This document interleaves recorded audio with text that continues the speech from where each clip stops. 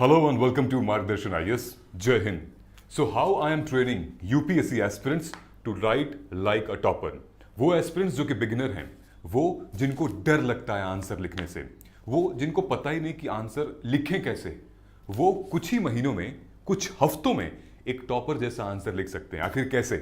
So I am going to share you my secrets, the insights which I teach them and they just simply apply in their answers, ताकि वो कम time में एक अच्छा answer लिख सके जहां पर उनको एक स्कोर मिल जाए अच्छा. Now without wasting time let us move forward. In this video we will talk about these 5 important thing. देखो, तुम्हें स्किप करना है, तुम स्किप कर लो एट योर ओन रिस्क. फिर तो ढूंढते रहोगे, 50 वीडियो देख लोगे आंसर राइटिंग की, वो कभी नहीं आएगी. At least you should stick to one video, then watch it and I will prove you. और आप खुद से भरोसा करोगे इसके ऊपर.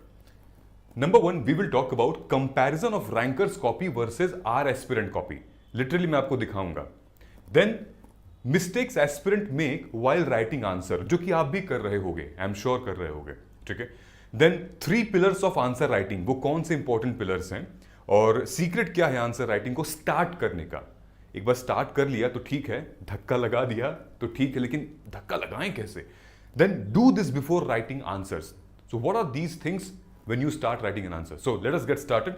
So before we start, like, share and subscribe. We are about to hit 1 lakh subscriber और आपके बिना तो यार बिल्कुल मुमकिन ही नहीं है. तो सब्सक्राइब कीजिए, करवा भी दीजिए. और सब्सक्राइब करने से आपका एल्गोरिदम भी तो अच्छा होगा, कि बार बार ऐसी वीडियोस रेकमेंड होंगी, है ना, अच्छी वीडियोस रेकमेंड होंगी. नाउ क्या आप भी यूपीएससी का आंसर लिखते हो तो 7 से 8 मिनट में इतना जोर लगा देते हो लेकिन फिर भी आंसर नहीं लिखा पाता है? मतलब please don't take this image otherwise, लेकिन क्या आप अपनी पूरी एफर्ट लगा देते हो 7 से 8 मिनट में आंसर लिखने का, फिर भी आप नहीं लिख पाते हो? ऑनेस्टली बताना. चलो इस मिथ को मैं ब्रेक करता हूं अभी आपको, ठीक है. देखो ध्यान से, ये देख रहे हो इस बच्चे को, आपको बिलीव नहीं होगा लेकिन मैं आपको मोटिवेट करने के लिए ये बता रहा हूं. This is not a demotivation. ये बच्चे को देख रहे हो, ये बच्चा है और ये उसकी मदर है. ये बच्चा क्लास 11th में है and he has enrolled in my programme. Class 11th में है ये and he has enrolled in my programme. You know कैसा आंसर लिखता है ये? पता है आपको कैसा आंसर लिखता है? जब मैंने इसको क्वेश्चन दिया, मैंने इसको बहुत बेसिक क्वेश्चन दिया था. मैंने बस बोला था कि अच्छा एक्चुअली ये मुंबई में रहता है, तो मैंने बेसिक क्वेश्चन दिया था कि यार तू ये लिख दे यार कि what are the biggest challenges Mumbai is facing. फिर मैंने उसको दिया था what are the status of women in Maharashtra versus in India, what government initiative, What are the government initiative? मैंने उसको कुछ नहीं बताया था कि तेरा फ्रेमवर्क क्या होगा, कैसे लिखना. But look at the answer he has written. So how deeply madly he is into UPSC यार. देख रहे हो? और आपका कॉम्पिटिटर भी नहीं है ये बेचारा. यूपीएससी देगा 2030 में या 2028-29 में, I think. He is not your competitor even. But look at the framework he has made. Biggest challenge faced by Mumbai, ये देखो ये. फिर उसके बाद हाउसिंग को डिटेल में इसने बताया है कि हाउसिंग प्रॉब्लम है क्या, कैसी प्रॉब्लम है. देन देखो इसने status of women in Maharashtra versus India, ये पूरा इसने हेडिंग बना दिया, इंटरलिंकिंग स्टेटमेंट. हेडिंग अपने क्वेश्चन से निकाल लिया है. देन महाराष्ट्र में फिर इसने करंट डेटा कोट किया हुआ है. Literacy rate female, sex ratio, education in health पे. ये क्लास 11th का है. इसने स्टार्ट कर दिया है लिखना. आप स्टार्ट कर सकते हैं, कोई रॉकेट साइंस नहीं है. कैसे करना है मैं आपको बताता हूं, ध्यान से सुनिएगा, ध्यान दीजिएगा. Don't skip, it's very very important. Okay, ये एक रैंकर की कॉपी है. Ranker all India rank 7 Ayushi Bansal, this years topper. मैं क्वेश्चन पढ़ता हूं, ध्यान से सुनिएगा. क्वेश्चन है bring out the reasons behind the tribal unrest in British India. जो कोलोनियलिज्म था वहां पे ट्राइबल्स का अनरेस्ट करने का, विद्रोह करने का क्या रीजन था? कोलोनियलिज्म में ट्राइबल्स के विद्रोह करने का क्या रीजन था? ये पहला पार्ट. दूसरा है also analyse the reasons for their limited success. तो थोड़ी बहुत उनको सक्सेस मिली भी ट्राइबल्स को, वो रीजन बताइए आप. हो गया. अब देखिए इस रैंकर ने क्या किया है. अगर आपको दिख रहा है पॉज कर लीजिए, जूम कर लीजिए. देखिए इसने अंडरलाइन किया है reason tribal unrest in British India, ठीक है. इसने दूसरा अंडरलाइन किया है reason for the limited success. क्यों अंडरलाइन किया है? शौक है अंडरलाइन करने का. क्यों किया है तुम्हें पता है? इस आंसर की शुरुआत कॉपी पेन पे नहीं हुई थी, इस आंसर की शुरुआत यहां हो चुकी थी। लोग कहते हैं कि 5 से 7 मिनट में तुम अपना आंसर लिख दो, है ना, 7-8 मिनट में एक आंसर लिखा होगा। आपको पता है इस रैंकर को आंसर लिखने में कितना टाइम लगा होगा? 5 मिनट। 5 मिनट में इस आंसर को लिख दिया गया है। पता है कैसे? क्योंकि जो 2 मिनट है पहला, उसको यहां पे स्ट्रक्चर क्रिएट किया गया है, यहां पर उसका डिमांड को एड्रेस किया गया है। अब ध्यान से देखिएगा मैं जो दिखा रहा हूं आपको, reason tribal unrest in British India, ये इसलिए अंडरलाइन किया है कि वो तुरंत यहां ले आके अपना हेडिंग बना सकें, तुरंत लिंक करके क्वेश्चन से हेडिंग बना सकें, and then she can start writing. दूसरा, reason for their limited success, ध्यान से देखिएगा, reason for their limited success, question से उठा के लिंक कर दिया है यहां पे। कहने का मतलब यह है कि जिस दिन आपको आंसर लिखना नहीं, क्वेश्चन की नंबर 1 डिमांड को समझना आ जाएगा, नंबर 2 आपको अपनी हेडिंग बनाना आ जाएगा, आपको स्ट्रक्चर क्रिएट करना आ जाएगा कि मुझे लिखना क्या है, ठीक है, तो आप 50% your job is done.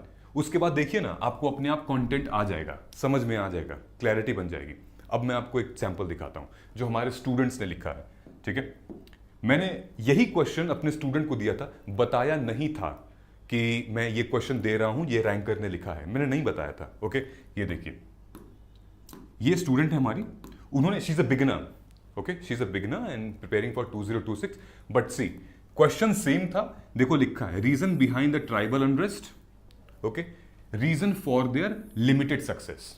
Okay, differences बिल्कुल हैं, डिफरेंसेस, ऐसा मैं नहीं कह रहा हूं कि डिफरेंसेस नहीं है, हैं डिफरेंसेस। जैसे कि इन्होंने नंबर 1 डिफरेंस मैं आपको बता देता हूं, इनके आंसर में क्या है? क्लैरिटी है, एक प्रेजेंटेशन है, स्ट्रक्चर है, ठीक है। जो कैंडिडेट है, जो हमारी स्टूडेंट है, इसके आंसर में कंटेंट है, लेकिन बहुत ज्यादा प्रेजेंटेशन नहीं है, और स्ट्रक्चर भी ऑलमोस्ट है इसमें, ठीक है। नेक्स्ट आंसर मैं आपको दिखाऊंगा स्ट्रक्चर का। तो फॉर एग्जांपल, जैसे रैंकर ने लिखा है, रैंकर ने पॉइंट्स दिए हुए हैं 1 2 3 4, अंडरलाइन किया हुआ है, ये हाईलाइट किया हुआ है, ठीक है, रैंकर ने यहां पे हाईलाइट किया हुआ है। फिर यहां पर इन्होंने मैप बना दिया, ओके, वैल्यू एडिशन है ये, मैप बना दिया, +1 मार्क्स, 0.5 मार्क्स मिल जाएंगे यहां पे, ठीक है। देन बहुत अच्छे तरीके से इन्होंने कंक्लूड किया है 5th और 6th शेड्यूल को लेकर, पीसा एक्ट को लेकर, ओके। एंड देन अगेन, इसका भी आंसर बेकार नहीं है एज अ बिगिनर, ओके।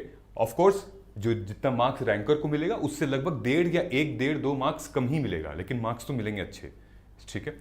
ये हो गया, आप समझ में आ रहा है आपको? At least don't look at the this point, अभी ये मत देखो, कंटेंट अभी मत देखो, अभी देखो ये जो आपका स्ट्रक्चर आप क्रिएट कर रहे हो, ओके। होल्ड ऑन, अब अगला क्वेश्चन हम लोग आते हैं, ध्यान से देखिएगा। Now this answer is written by another topper, rank 31 by Shreya Tyagi, इस साल की टॉपर है। क्वेश्चन में पढ़ के आपको बता देता हूं, ठीक है। क्वेश्चन क्या कह रहा है?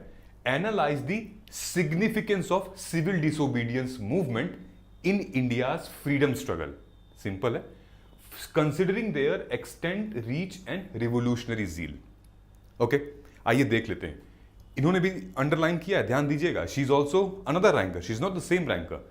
सी सिविल डिसोबीडियंस मूवमेंट, ये अंडरलाइन कर दिया है, और यहां सिग्निफिकेंस है, ठीक है। उसके बाद अंडरलाइन किया यहां पे एक्सटेंट, रीच और रिवोल्यूशनरी जील, हल्का हल्का हल्का पेन लगाया हुआ है, ओके। ध्यान देखना, significance of civil disobedience movement, date इन्होंने मेंशन कर दिया 1931, which is a value addition, very good, direct यहां से, ठीक है।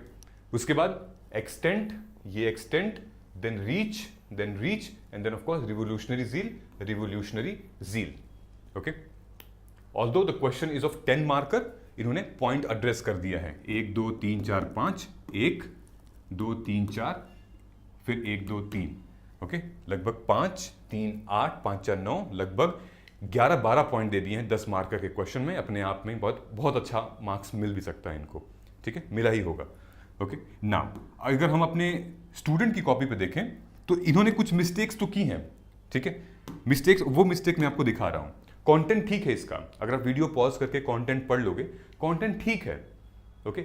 अगेन जो स्ट्रक्चर है और जो हमारा प्रेजेंटेशन है उस पर लैक कर रही है। कैसे, मैं आपको दिखा रहा हूं। क्वेश्चन सेम है, इन्होंने एक्सटेंट एंड रीच तुरंत पहुंच गई हैं। सिग्निफिकेंस की जो बात हो रही थी ना, significance of civil disobedience movement, ये एक हेडिंग देनी चाहिए थी क्योंकि ये क्वेश्चन का लिंकिंग स्टेटमेंट है। एग्जामिनर जो है वो सिग्निफिकेंस एक बार देखना चाहेगा जरूर। ओके, सो स्टार्ट इन्होंने इंट्रो से किया हुआ है एंड देन सिग्निफिकेंस मेंशन नहीं किया है। She should mention the significance and then extent and reach इन्होंने एक में ही कंक्लूड कर दिया है। एक्सटेंट ऑन रीच को, रीच मतलब कितनी दूर तक, क्या फार इंपैक्ट पड़ा था, ठीक है। इन्होंने दोनों को मिला के ये कर दिया है। पॉइंटर्स नहीं दिए हैं, एरो करके डाल दिया है इन्होंने। ओके, फिर रिवोल्यूशनरी जील एटलीस्ट ये लिखा है, 4 पॉइंट्स हैं इसमें एंड देन एग्जाम्पल मेंशन किए हुए हैं, ठीक है। अभी हम एग्जाम्पल वगैरह पे नहीं जा रहे हैं, बट एटलीस्ट लिखना स्टार्ट कर दिया है और लिख रहे हैं। अगर ऐसे ही कम से कम 2 महीने 3 महीने और प्रैक्टिस कर दें, they will be very very accurate और उनको पता चल जाएगा, ठीक है। नाउ अब मैं आपको बताता हूं what is the most important thing. देखो, जो यूपीएससी का आंसर है ना, जो यूपीएससी का आंसर है वो लोग कहते हैं ना कि pen is mightier than sword, गलत कहते हैं। Your pen is not mightier than sword but your mind is mightier than sword. लिख लीजिए इसको, यहां से आवाज आती है ब्रेन। सो 7 मिनट का क्वेश्चन है या फिर 12-13 मिनट का क्वेश्चन है, या अगर 10 मार्कर का है, 15 मार्कर का है, तो what you have to do, first 1 minute start making the structure. Rough बनाओ, मेक स्ट्रक्चर बनाओगे तो देखो तुमको पता चलेगा। तुम ये तो पहले समझो कि क्वेश्चन की डिमांड क्या है, ये तो समझो कि तुम लिखोगे क्या उसमें, तब ना पहले ही लिखना स्टार्ट कर दोगे तो फिर एक्सीडेंट हो सकता है। So there are three pillars of answer writing. Okay, समझ में आ रहा है? अब मैं बताता हूं 3 pillar, content, structure and presentation. So what is this? What is content? Content is what your intro, जो कंटेंट लिख रहे हैं उसमें, योर डेटा करंट जो आप सब्सटेंशिएट कर रहे हैं या कंक्लूजन में आप लिख रहे हैं, रिपोर्ट कमेटी वगैरह जो लिख रहे हैं आप, pure content, your knowledge. Okay, now when we talk about the structure, जो कि इस बच्ची ने इस क्वेश्चन में थोड़ा सा मिस किया है कि प्रॉपर जो स्ट्रक्चर है लेयरिंग करते हुए आप जा रहे हो, layer by layer. For example, जैसे कि ये क्वेश्चन था, इस रैंकर ने क्या किया था कि एक्सटेंट, रीच और रिवोल्यूशनरी जील ऐसे लिखा हुआ है, ठीक है। अब ऐसा नहीं कि इसने रिवोल्यूशनरी जील पहले यहां लिख दिया, एक्सटेंट फिर यहां लिख दिया और रीच फिर वहां लिख दिया। No, there is a layer by layer. Decode कर रहे हैं यहीं से significance of civil disobedience movement को, ठीक है। जैसे कि यहां इस वाले क्वेश्चन में इस कैंडिडेट ने पहले मेंशन किया है reason behind the tribal unrest in British India, तब जाके फिर लिखा है analyse the limited of their success, ठीक है। ये हो गया। तो स्ट्रक्चर का मतलब ये है कि हमें कहां प्लेस करना है, वे फॉरवर्ड हमें कब लिखना है, इंट्रो, बॉडी, कंक्लूजन के स्ट्रक्चर में, फ्रेमवर्क में हमें लिखना है, ठीक है। There is a proper structure. जैसे कि ऐसे में एक स्ट्रक्चर होता है कि हमें पैराग्राफ्स में चीजों को डिवाइड करना है, राइट, एग्जांपल्स देने हैं, ऐसे करना है। नाउ स्ट्रक्चर आपको समझ में आ गया है। It talks about the last part is presentation. देखो, अगर तुम इन तीनों पे काम कर लोगे, टॉप 100 में तुम्हारी रैंक जरूर आ सकती है। बहुत, अब आप खुद सोच के देखिए कि कहां पर आप मिसिंग हैं, कंटेंट में मिसिंग है, स्ट्रक्चर में या प्रेजेंटेशन में। What is presentation? Presentation is the last thing. ये वही चीज है जहां पर आपको 0.5 मार्क्स एक्स्ट्रा मिलेंगे, 1 मार्क्स एक्स्ट्रा मिलेंगे। That make you difference, that is going to, मतलब 40-50 मार्क्स का अंतर ले आ देते हैं। ये कैसे होगा? प्रेजेंटेशन का मतलब ये है कि if you will see the rankers copy, it's very neat and clean, right. Now diagram, underline करना, बॉक्स में क्रिएट करना, फ्लो चार्ट बनाना, सिमेटिक बनाना, माइंड मैप बनाना, ठीक है। हैंड राइटिंग बहुत इंपॉर्टेंट है। इस कैंडिडेट की हैंड राइटिंग देखिए, फ्लो, एकदम फ्लो बनता जा रहा है। This is the presentation. But हम क्या करते हैं, जो बिगिनर एस्पिरेंट होते हैं, हम सबसे पहले क्या करते हैं, हम सबसे पहले प्रेजेंटेशन पे काम करते हैं भाई, ठीक है। हम सबसे पहले प्रेजेंटेशन पे काम करेंगे, फिर उसके बाद हम काम करेंगे स्ट्रक्चर पे, फिर कंटेंट पे काम करेंगे। No, you have to go step by step. 1 महीने में ये सीखो, दूसरे महीने में ये सीखो, तीसरे महीने में ये सीखो, देखो तुम जीत जाओगे। क्लियर है? समझ में आ गया 3 पिलर क्या क्या है? नाउ अब देखो, the clarity you need, what kind of clarity you need. GS paper में आपको, जीएस के पेपर में हमें ब्रेथ ऑफ नॉलेज जो है, ठीक है, it should be greater than your depth of knowledge. All GS paper 1, 2, 3, 4, यानी कि हम मल्टी डायमेंशनल में जाएंगे वहां पे। Political angle, social angle, technological angle, legal angle, environmental angle, हम लेंथ एंड ब्रेथ में जाते हैं यहाँ पे। ठीक है, क्यों जाते हैं हम जीएस के पेपर में लेंथ एंड ब्रेथ में? क्योंकि पॉलिसी जो है किसी एक डायमेंशन को देख के नहीं बनती है दोस्त। कि मान लो कि मैंने कोई पॉलिसी बना दी वल्नरेबल सेक्शन के लिए और मैंने सिर्फ और सिर्फ एक ही डायमेंशन देखा है, वो देखा है उनका लेट्स से कि फाइनेंशियल डायमेंशन, या फिर हमने उनका पॉलिटिकल और लीगल डायमेंशन देखा है, हमने और कोई डायमेंशन देखा ही नहीं है। तो आप जब सिविल सर्वेंट बनोगे, जब ब्यूरोक्रेट बनोगे, तो आपको मल्टीपल चीजें सोचनी पड़ेंगी, क्योंकि आप एक शहर में रहोगे और शहर में political, cultural, social, economical, technical, geographical, historical, and every angle should be there. You have to think the decision you will make it is going to impact in all the dimensions. So इसीलिए आपके question की जो breath है, breath of knowledge जो है, वो multi dimensional में होनी चाहिए, न कि डेप्थ ऑफ नॉलेज में। तो डेप्थ ऑफ नॉलेज में कहां होनी चाहिए? आपके ऑप्शनल में। इसीलिए तो लिया जा रहा है ना भाई। 500 मार्क्स का क्या है? नॉलेज की जो डेप्थ है, जो गहराई है, वो हमें जानी है यहां पे ऑप्शनल पे। Your depth of knowledge should be greater than your breadth of knowledge. और ऐसे में दोनों का काम आता है, दोनों का। सो हमारा breadth of knowledge plus the depth of knowledge, दोनों में हम मल्टी डायमेंशन भी जाएंगे और इन डेप्थ भी जाएंगे। ठीक है, सो ये क्लैरिटी हो गई, I hope. Now the second part of the video talks about really important. ये बच्चे हैं, ये कहां, कौन से प्रोग्राम में ज्वाइन कर रहे हैं? ये ज्वाइन कर रहे हैं इस प्रोग्राम में, mains assessment and guidance programme या मेंस गाइडेंस प्रोग्राम में, एमजीपी या एमएजीपी प्रोग्राम में ज्वाइन कर रहे हैं, जहां पे अभी हम लोग इकोनॉमी पढ़ रहे हैं। इकोनॉमी मतलब हिस्ट्री हमारी कंप्लीट हो चुकी है। जो लोग लेट ज्वाइन कर रहे हैं वो हमारे रिकॉर्डेड लेक्चर्स देख रहे हैं। आंसर राइटिंग हमारी कंटिन्यू है, हम इवैल्यूएट कर रहे हैं इनका आंसर। अभी हमारी इकोनॉमी चल रही है। एक लेक्चर इकोनॉमी का 16 सितंबर को कंप्लीट हो चुका है, एक 18 सितंबर, 13, लगभग पूरी जीएस पेपर 3 हम 6 नवंबर तक खत्म कर रहे हैं। 122 दिन के अंदर हम 50 डेज में जीएस पेपर 3, 50 डेज में जीएस पेपर 1 और 4 और 22 डेज में जीएस पेपर 2 को कंप्लीट कर रहे हैं। उससे पहले ही हो जाएगा जीएस पेपर 3। ठीक है, ये पीवाईक्यू बेस्ड है। इसमें स्टैटिक पोर्शन के बारे में बात होगी, वैल्यू एडिशन के बारे में बात होगी, आंसर राइटिंग की वैल्यूएशन है, नोट्स कैसे बनाएं, और फिर एट द एंड एक अच्छा आंसर कैसे लिखें ताकि आप रेडी हो जाएं एटलीस्ट 15 जनवरी तक।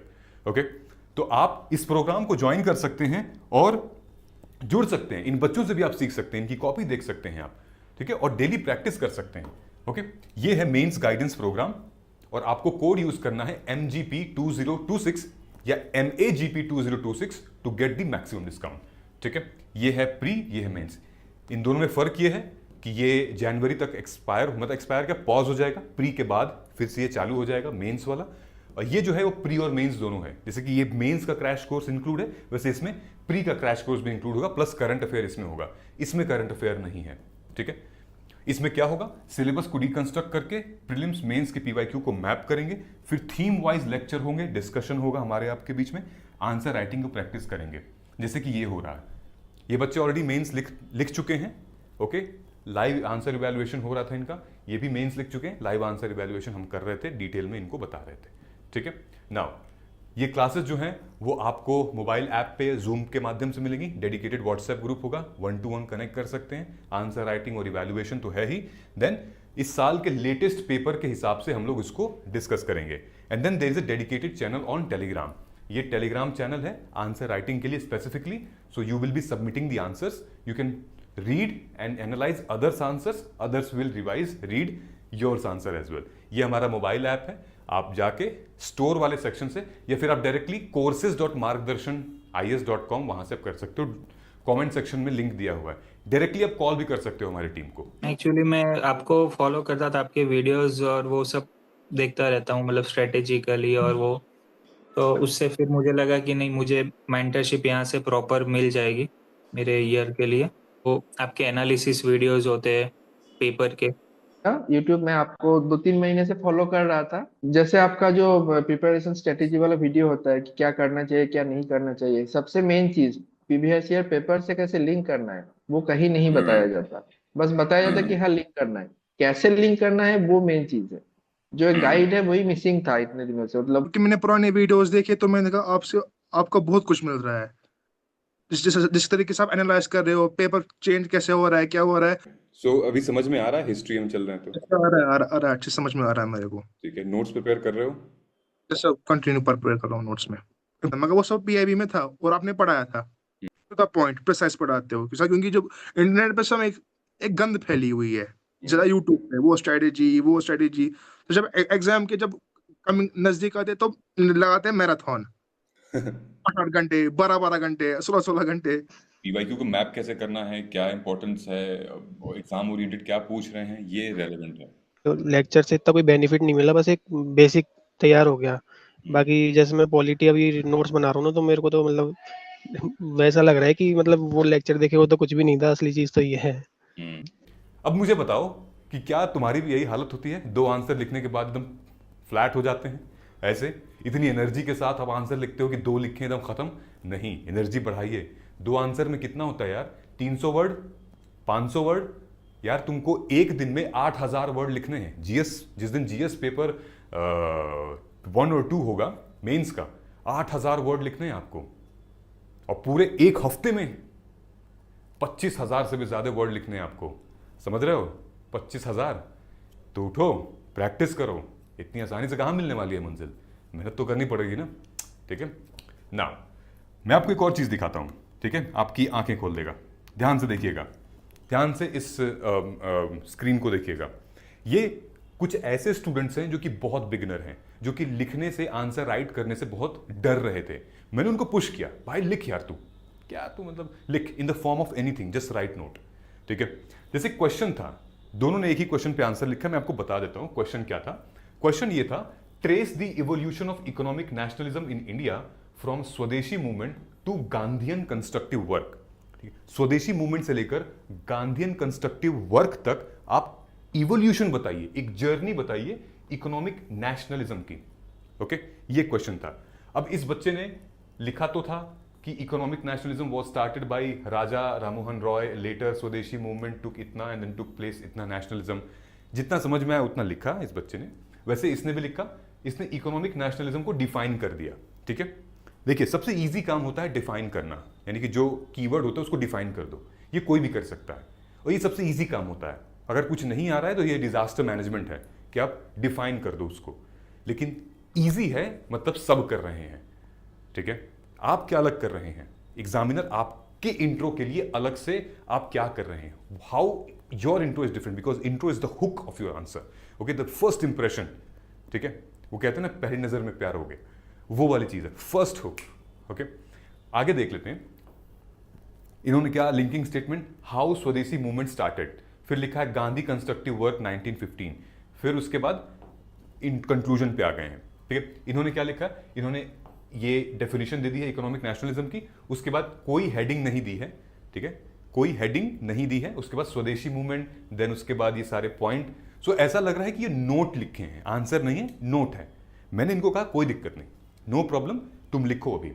फिर मैं इनको दूसरे एस्पिरेंट का सैंपल कॉपी भेज देता हूं, क्योंकि ग्रुप में भेज कर देता हूं, देख लेते हैं, ग्रुप में ही है वो। ठीक है, तो फिर रियलाइज होता है कि मैं इसी कंटेंट को कैसे बस ट्रिम करके और प्रेजेंटेशन अच्छे से कर सकता हूं। अब जैसे क्वेश्चन यहां पर लिखा हुआ था, क्वेश्चन लिखा था evolution of economic nationalism in India from swadeshi movement to Gandhian constructive work. तो हमारा जो हेडिंग बनेगा वो ये बनेगा कि इकोनॉमिक नेशनलिज्म इन स्वदेश ड्यूरिंग स्वदेशी मूवमेंट। ठीक है, एक तो ये बनेगा, फिर उसके बाद आएगा economic nationalism during Gandhi movement, ये 2 बनेगा। और इंट्रो हमारा बन सकता है। जब इकोनॉमिक नेशनलिज्म आ रहा है, ठीक है, तो आप लिटरली कोई डेटा लिख सकते हो वहां पे, गांधी जी की कोई बात है, या फिर कोई ऐसा मे बी टैब्लॉइड या कोई एक ऐसा इवेंट, कुछ भी आप ऐसा लिखिए जो कि अलग हो, आपके आंसर अलग हो आपके डेफिनेशन से। ठीक है, ये 2 आपकी हेडिंग बन गई। अब देखिए, अब आपको लिखना आसान हो जाएगा। ठीक है, तो ये स्ट्रक्चरिंग आपको करना बहुत जरूरी है। एक और क्वेश्चन था, क्वेश्चन लिखता है critically examine the independence of ECI in the light of recent electoral controversy. जो अभी इलेक्शन कमीशन ऑफ इंडिया जो इशू हुआ है वो था, critically examine the independence of ECI. इस बच्चे ने क्या शुरू कर दिया सबसे पहले, यहां तो इसने लिख दिया है कि आर्टिकल 324 के अंदर आता है, जो कि अगेन बेसिक है, anybody can write it. Okay, क्या हम कुछ और रिकमेंडेशन कमेटी वगैरह कुछ लिख सकते हैं? थिंक अबाउट इट ना। उसके बाद रीसेंट इलेक्टोरल कॉन्ट्रोवर्सी जंप कर दिया, कहां गया भाई? Examine the independence, critically examine करना है हमें दोनों क्रिटिसिज्म भी करना है और अपना आर्गुमेंट भी देना है अपने, ठीक है। तो इन्होंने क्या किया है, रीसेंट इलेक्टोरल कॉन्ट्रोवर्सी के बारे में लिख दिया है और क्रिटिकली एग्जामिन नहीं किया है। तो आई एम श्योर इनको 1 मार्क से ज्यादा नहीं मिलेगा इसमें, लेकिन मैंने रिमार्क दिया है इसमें, काफी डिटेल में रिमार्क दे दिया है कि देखो तुमको ऐसे करना है। लेकिन पता है क्या दोस्तों, ये बच्चे लिखना तो स्टार्ट कर दिए हैं, ठीक है। आप कब लिखना स्टार्ट करोगे? आपका टाइम कब आएगा? ठीक है, ये देखिए, ये करके मैं आपको बताता हूं डिमांड को कैसे हम लोग समझें, और दूसरा कि स्ट्रक्चर कैसे निकालें। Number 1, nature of economic growth in India in recent times is often described as jobless growth. Do you agree with this view? Give argument in favour of your answer.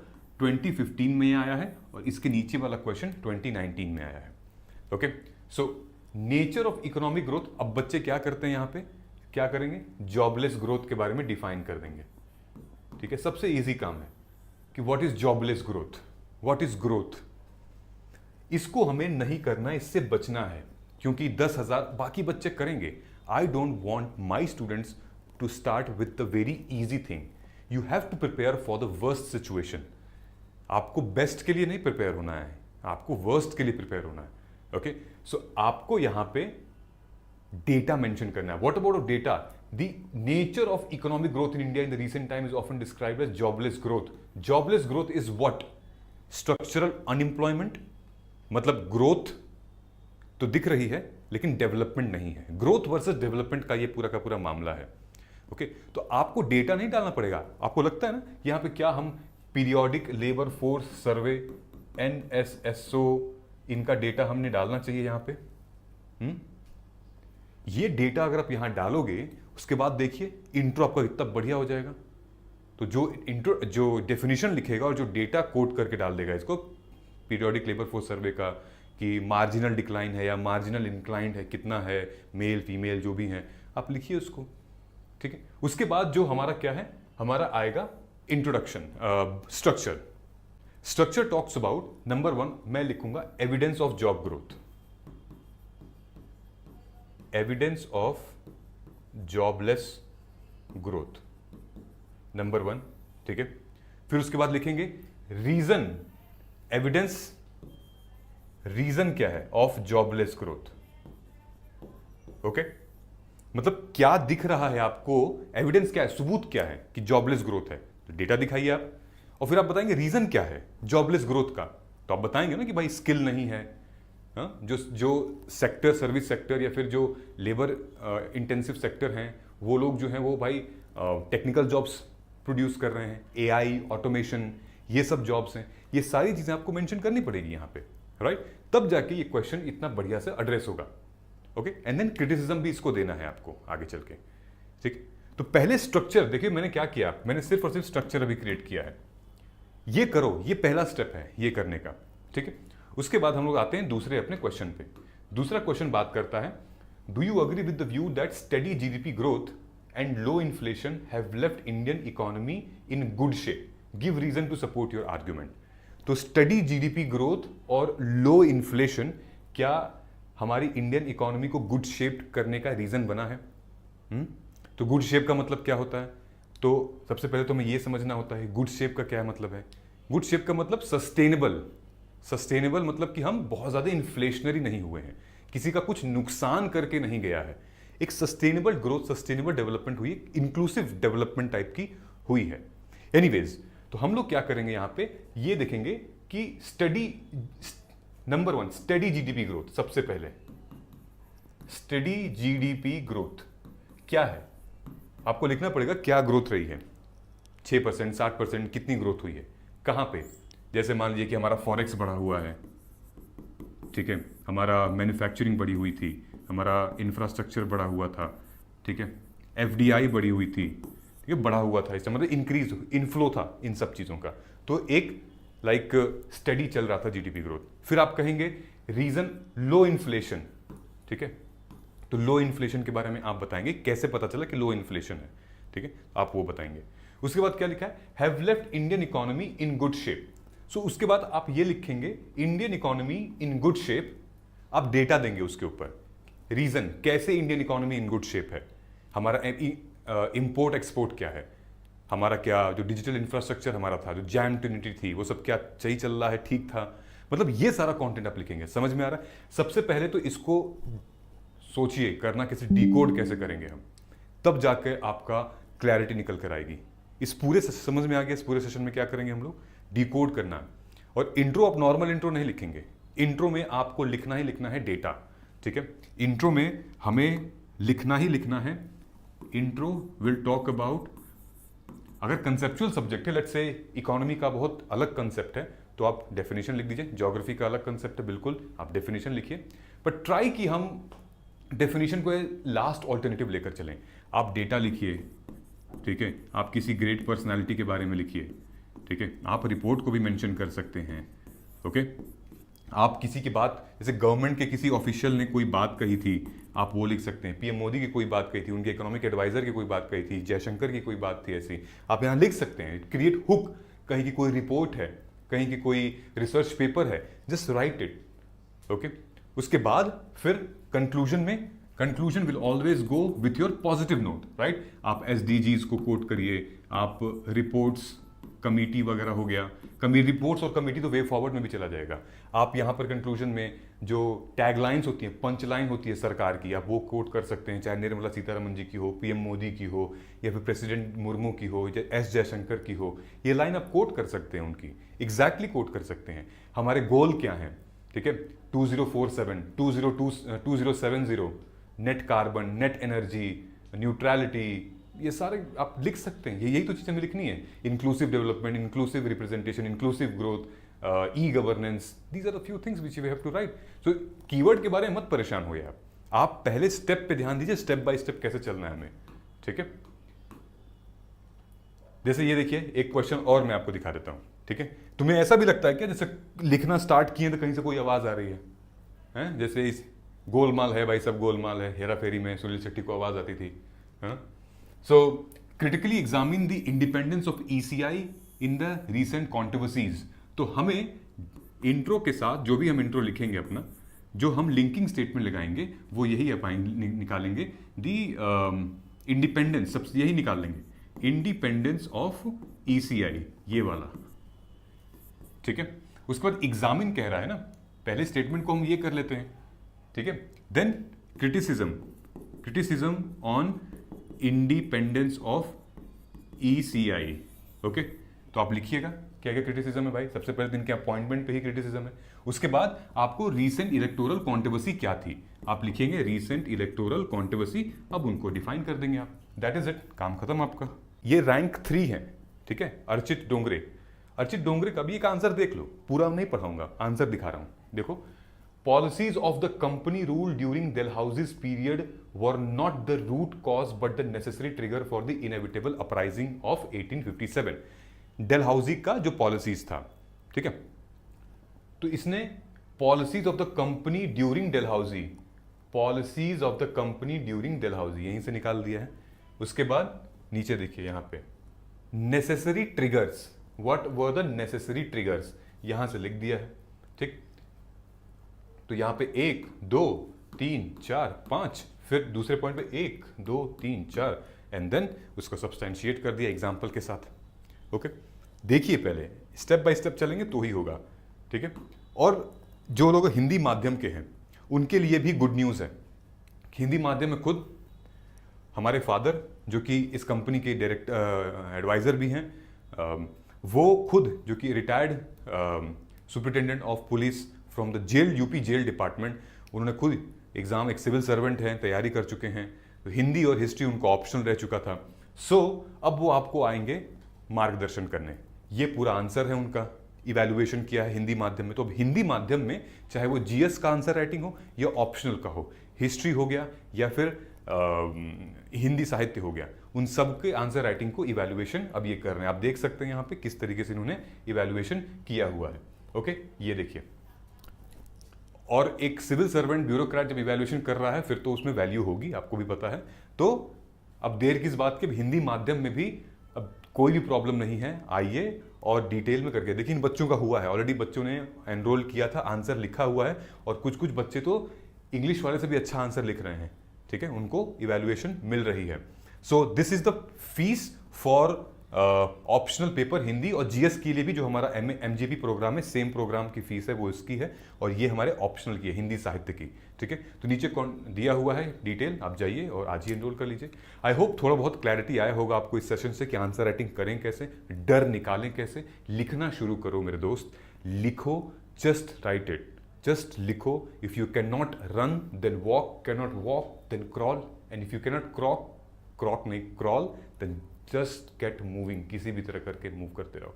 चलिए मिलते हैं अगले वीडियो में, जो भी doubt होगा comment करके बता दीजिएगा। वीडियो अगर आपने यहां तक देख ली है सो आई मस्ट कंग्रेचुलेट यू यार, दैट एक तो आपका एल्गोरिदम अच्छा हो गया है, दूसरा कि अब आपको वो ट्रिक, सीक्रेट और बेस मतलब पता चल गया है कि करें कैसे, ठीक है। So thank you so much once again, you can like, share and subscribe, and let us just started. Thank you.